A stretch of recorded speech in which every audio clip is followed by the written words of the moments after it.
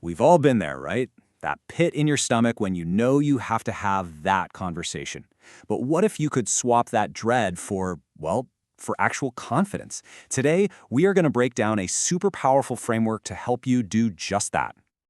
Seriously, it's a universal feeling.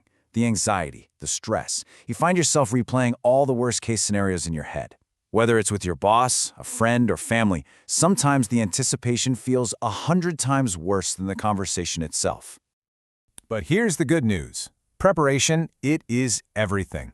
We're going to walk through a really simple yet powerful 4-step framework that will help you turn that anxiety into a focused, confident, and, constructive mindset. So, let's dive in.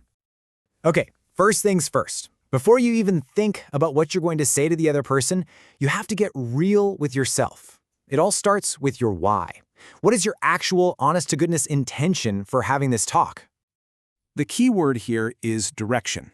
Without a clear, positive purpose, conversations can just fly off the rails into arguments or total misunderstandings. So think of your motive as your compass. It's what keeps the discussion pointed towards a genuinely productive outcome. So really ask yourself these questions. Are you walking in there to prove a point and to win? Or are you going in to understand and actually solve a problem? Because that difference is absolutely huge. Aiming for a mutual benefit, a win-win, completely changes the energy you bring to the table. All right, once your motive is crystal clear, we can move on to step 2. Now this one can be a little tricky, but it is so important. Managing your own emotions. It's all about making sure that you're in the driver's seat of your feelings, and not the other way around. So the crucial thing here isn't to pretend you're not feeling anything. If you're frustrated or you're hurt, that's completely valid. The key is to recognize those feelings, acknowledge them, and then consciously decide not to let them hijack the conversation and stop you from being clear and effective. Oh man, we all fall into this trap. When we feel like we've been wronged, it is so easy to cast ourselves as the innocent victim and paint the other person as the bad guy, the villain of the story. But this mindset, it's a total dead end. It just locks you into this cycle of blame and prevents any real progress from ever happening. So here's the mental shift you need to make. Instead of being the victim inside this story, you need to become a neutral observer of the story. And instead of seeing them as this one-dimensional villain, try to see them as a complex human being, just like you. I'm telling you, this one change can unlock everything. Okay, so once your head and your heart are in the right place, it's time for the practical stuff. Step 3 is all about moving away from feelings and assumptions and getting into concrete, objective reality. It's time to gather your facts.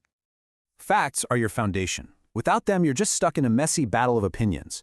But when you bring objective information to the table, the conversation shifts from who's right to what's right, which is a much, much more productive place to be.